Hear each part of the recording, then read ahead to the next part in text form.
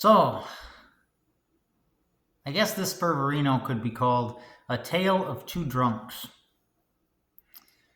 I've been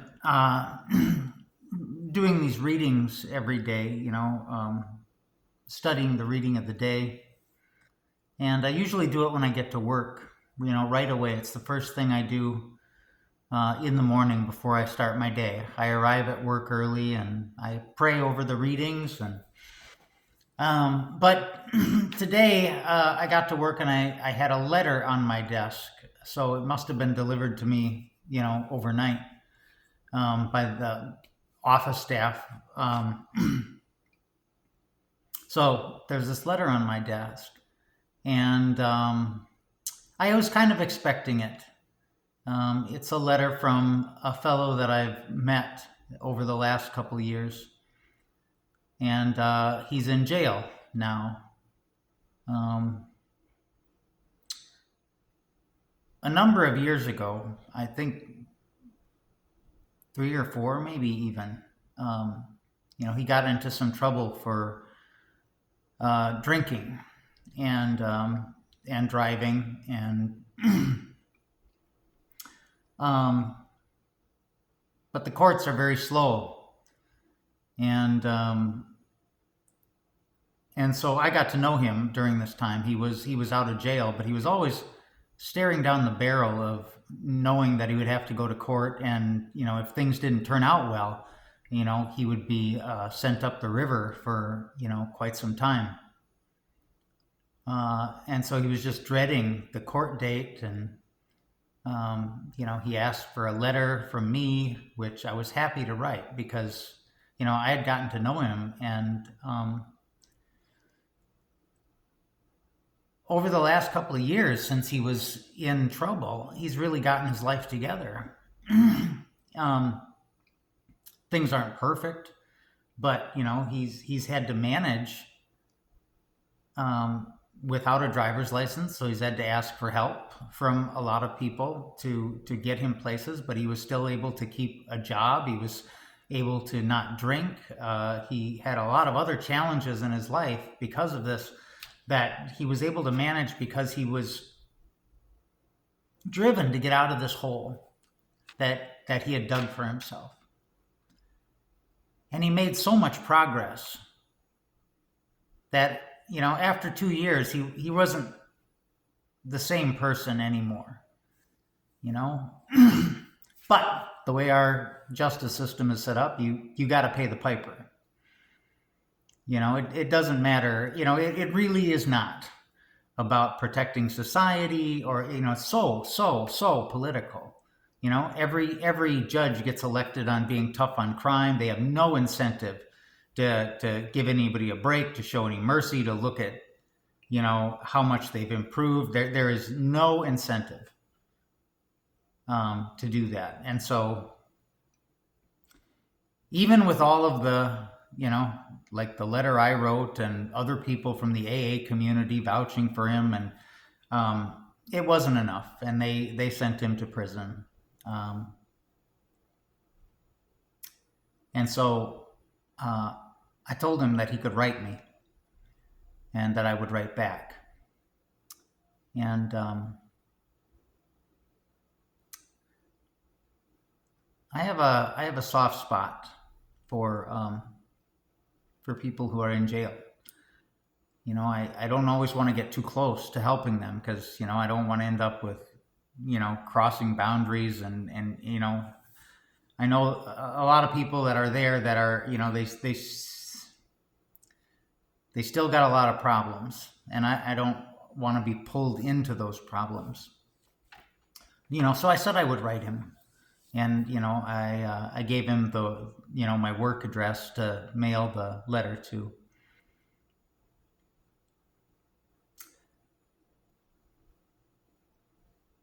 And I was horrified by the letter. I just feel for him. He's scared. He's going to have to, he's in the county jail now, but he's going to have to go to prison and serve his time. And he's got some mental health issues, struggles with depression. But here's the thing. If he talks to any of the mental health professionals there, if they sense, or if he tells them that he's depressed, in any way, then they will put him in isolation. They will take away privileges. They will, um, you know, put him in a straitjacket of sorts. They have a special suit so that people can't hurt themselves. It doesn't promote healing at all, but they're not interested in healing, really.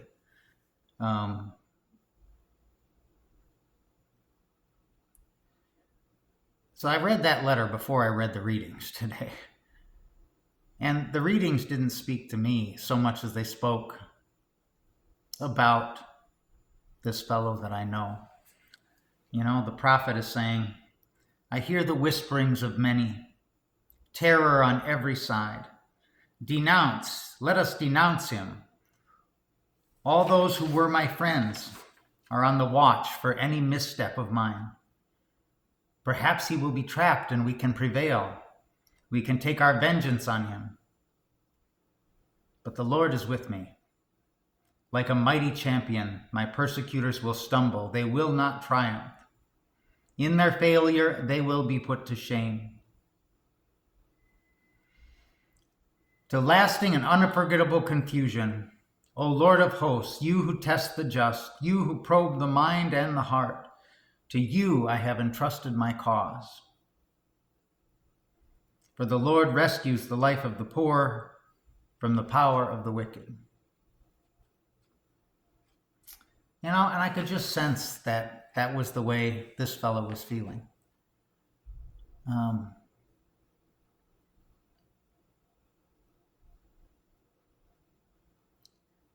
So I felt for him. And I felt bad that our society is set up in a way not to help people who have made mistakes. I was really kind of depressed about that. And then I came across another story. And this is something that I have preached about before. It's the story of Chucky. Chucky, in the little town that I'm from, it's called Shatek.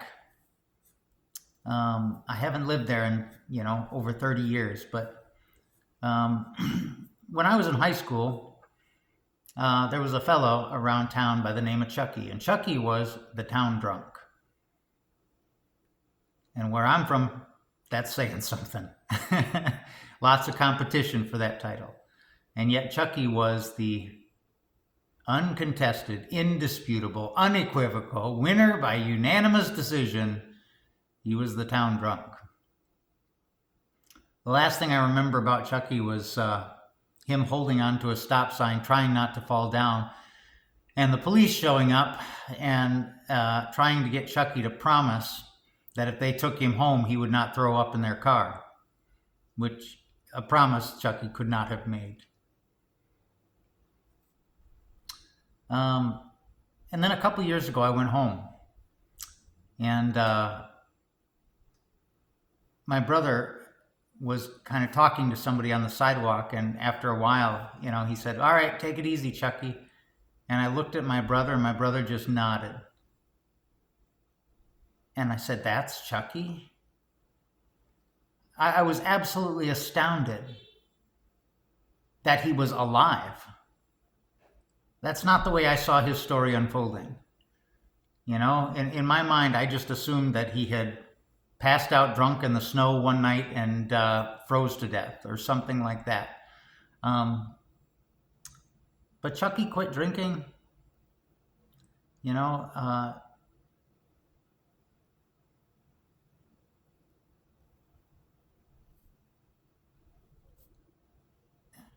Chucky used to do all these odd jobs around town, like mowing lawns and things like that. Nothing that could really support him.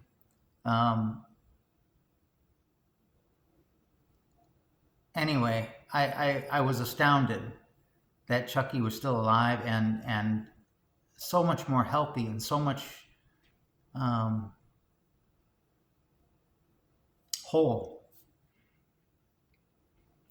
And I'm telling this story because there was a new development that kind of gave me hope in the midst of, the morning today. And I'm going to link it in the description. I think you'll like it. Chucky is ill right now, and the town has really pulled together to take care of him. It's a story about redemption.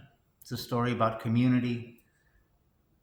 It's a story about what we can be. Our criminal justice system, we can't rely on that. It's too judgmental. It doesn't recognize that we're all human, that we're all mistakes.